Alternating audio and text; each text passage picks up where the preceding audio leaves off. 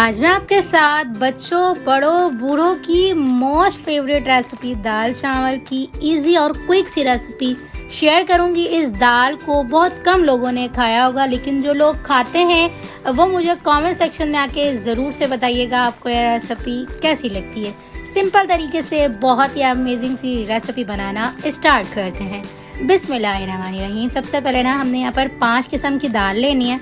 1 मुट्ठी यहाँ पर हमने मूंग दाल, 1 मुट्ठी लाल मसूर की दाल, 1 मुट्ठी चना दाल, 1 मुट्ठी जो है ना यहाँ पर जो माश की छिलकों वाली दाल होती है ना वो लेकर, यहाँ पर 1 मुट्ठी ही मैंने माश की दाल लेकर तमाम दालों को इकट्ठा करके मैंने यहाँ पर भिगोकर धोकर अच्छी तरह से जो है ना यहाँ पर मैंने मसलके से धोकर वॉश करके तकरीबन भी जो है ना आधा घंटा के लिए जो है ना भिगोकर रख देना है। अच्छा, आप डायरेक्ट से भी बनाना चाह रहे हैं ना तो ये तब भी बहुत ही अमेजिंग सी क्विक सी रेसिपी बनके रेडी हो जाती है। आधा घंटा के लिए इसे हमने भिगो दिया है। अब हम यहाँ पर ना मसाला भूनने की तैयारी कर लेंगे। तो एक पैन के अंदर हमने यहाँ पर 1 कप भर के तेल लिया। इसके अंदर हमने साथ ही ना 2 अदद मीडियम साइज़ की प्याज को रफली सा काट करके ऐड कर दिया। प्याज को लाइट सा फ्राई करेंगे। जब प्याज में अच्छा सा कलर आ जाएगा इस तरह का, उसके बाद यहाँ पर हमने जो है ना 2 अदद मीडियम साइज़ के टमाटर ऐड कर दिया। अच्छा, यहाँ पर टमाटर मैंने छिलका उतारने के बाद ऐड किए थे। अगर आप सिंपल छिलका समेत ऐड करना चाह रहे हैं तो वो भी ऐड कर सकते हैं, कोई इशू नहीं है। साथ ही यहाँ पर कुछ ड्राई मसाले भी ऐड कर देंगे ताकि मसाला जो है ना एक ही साथ अच्छे से भून जाए। 1 टेबल स्पून नमक, 1/2 टेबल स्पून लाल मिर्च पाउडर और 1/2 टी स्पून यहाँ पर मैंने हल्दी पाउडर ऐड कर दिया। आपके सामने मैंने टेबल स्पून का इस्तेमाल किया है। भर के नमक ऐड किया, थोड़ा सा कम करके लाल मिर्च का पाउडर और बिल्कुल कम करके यहाँ पर मैंने हल्दी पाउडर ऐड करके मसाले को अच्छा सा मिक्स किया। भुनने के लिए 5 से 7 मिनट तक बिल्कुल दम वाली फ्लेम पे रख के छोड़ा। तो देख सकते हैं आप मज़ेदार सा हमारा मसाला जो है ना भुन चुका हुआ है। इस स्टेज पे आके जब हमारा मसाला अच्छे से भुन जाएगा तो यहाँ पर हमने जो दाल भिगोकर धोकर रखी थी, आधा घंटा हो चुका हुआ, इस टाइम पे आके हम दाल ऐड कर देंगे। अच्छे से मिक्सिंग करेंगे, तमाम मसाले को दाल के अंदर वेलकम बाइंड करेंगे। उसके बाद जो है ना यहाँ पर जब तमाम मसाले दाल के अंदर वेलकम बाइंड हो जाएंगे तो यहाँ पर हमने तकरीबन भी जो है ना 2.5 गिलास के करीब पानी ऐड कर देना है। 2.5 गिलास पानी हम इसलिए ऐड कर रहे हैं क्योंकि हम पैन में दाल को बनाकर रेडी कर रहे हैं, और यहाँ पर क्योंकि हमने चना दाल ऐड की है तो ये थोड़ी सी देर से भी कुक होती है, तो ये बहुत अच्छे से सॉफ्ट तरीके से कुक हो जाए, इसलिए हमने यहाँ पर पानी जो है वो ज़्यादा ऐड करना है। इसलिए हम ज़्यादा ऐड करें क्योंकि हमने इसे घोटना नहीं है। तो बिना घोटे अगर आप इसे मज़ेदार तरीके से घुटी हुई पकाना चाह रहे हैं तो आप पानी ज़्यादा से ऐड करिएगा। उसके बाद ना ढक्कन बंद करके आधा घंटा के लिए बिल्कुल इसे छोड़ दीजिएगा। पहले जो है ना आपने इसे तकरीबन भी जो है ना 10 से 12 मिनट के लिए देखना है। उसके बाद जब तमाम जो है ना दाल अच्छे से कुक हो जाएगी, गल जाएगी, उसके बाद आपने इस तरह से चेक करना है।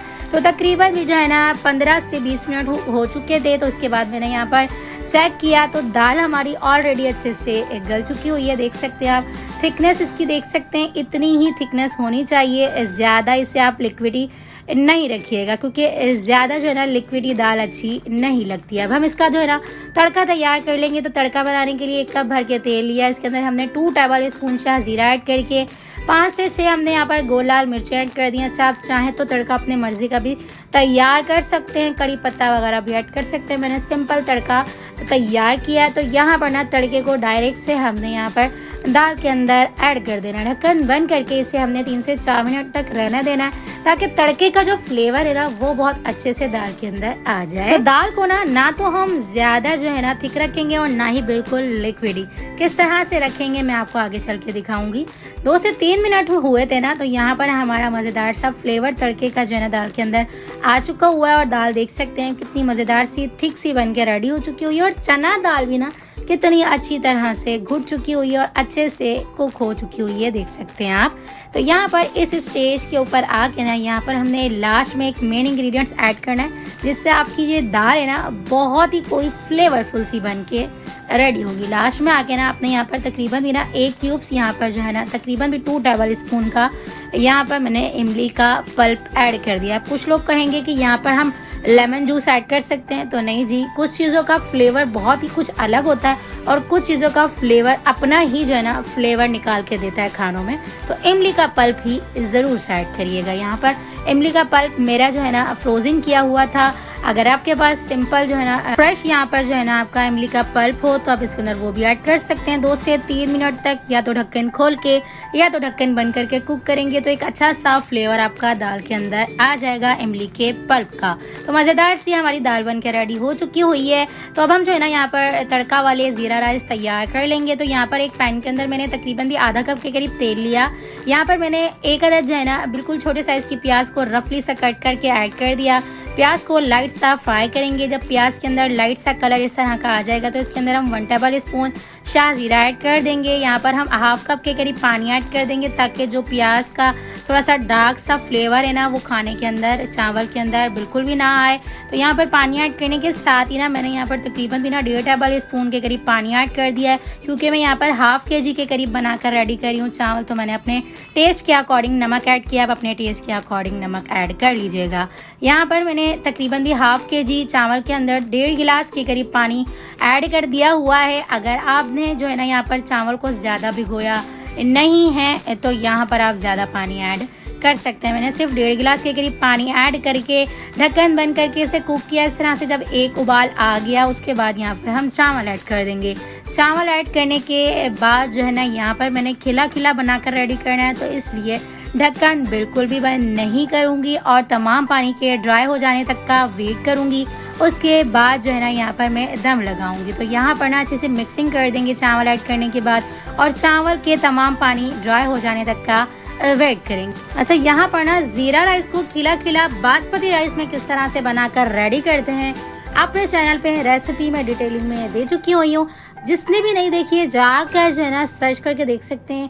खिला खिला निखरा निखरा ज़ीरा राइस किस तरह से बनाकर रेडी कर सकते हैं मज़ेदार सी रेसिपी में मैं आपको डिटेल में समझा चुकी हुई हूँ। तो यहाँ पर ना तमाम पानी ड्राई हो जाने तक का वेट करेंगे। तमाम पानी अच्छे से ड्राई हो जाएगा और यहाँ पर आधा कप के करीब पानी रह जाएगा तो नीचे तवा रख के दम लगा देंगे 20 मिनट का। और इसी तरह से हमारे मज़ेदार से ज़ीरा राइस बन के रेडी हो चुके हुए हैं। तो दाल के साथ इस रेसिपी को ज़रूर से ट्राई करिएगा। तो मज़ेदार से हमारे दाल और चावल की अमेजिंग क्विक और इजी सी रेसिपी बन के रेडी हो चुकी हुई है। देख सकते हैं आप, जूसी से खिले खिले निखरे निखरे बिना टूटे बिना बिखरे मज़ेदार से हमारे जो है ना चावल बनके रेडी हो चुके हुए हैं। तो इस चावल को ना आप मज़ेदार सी जो मैंने मिक्स दाल बनाकर रेडी किया ना, इस दाल के साथ अगर आप खाएंगे ना तो यकीन करें आपको मज़ा आ जाएगा। तो आप दाल चावल को अचार चटनी सलाद खीरे वगैरह के साथ एंजॉय कर सकते हैं। और मुझे अपना फीडबैक भी कमेंट सेक्शन में आके ज़रूर से दीजिएगा आपको ये रेसिपी कैसी लगी। और एक बार तो मेरी रेसिपी से इस रेसिपी को ज़रूर से ट्राई करिएगा। तो चलिए फिर मिलते हैं नेक्स्ट वीडियो में। जब तक अपना ख्याल रखिएगा, मुझे दुआओं में याद रखिएगा। मिलते हैं नेक्स्ट वीडियो में बहुत ही आसान सिंपल और यूनिक सी रेसिपी के साथ। अल्लाह हाफ़िज़।